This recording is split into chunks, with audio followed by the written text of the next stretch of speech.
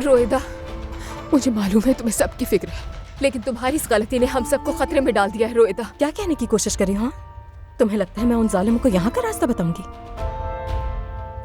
तो तुमने नहीं बुलाया? नहीं। देखो, मैं नहीं चाहती कि मजीद तुम किसी मुश्किल में पड़ो। रोएदा, तुम्हें भी खतरा हो सकता है। तो फिर चली जाओ, जाओ। देखो, मेरा अम्मी और भाई के अलावा कोई नहीं है, और तुम मुझे उनसे अलग करना चाहती हो। मैं तुमसे इल्तिजा करती हूँ, यहाँ से चली जाओ। ठीक है, ठीक है, मैं चली जाऊंगी, लेकिन तुम पहले परेशान होना बंद करो। दूर रहो मुझसे। कल सुबह हमारे उठने से पहले तुम यहाँ से चली जाना, ठीक है? ठीक है।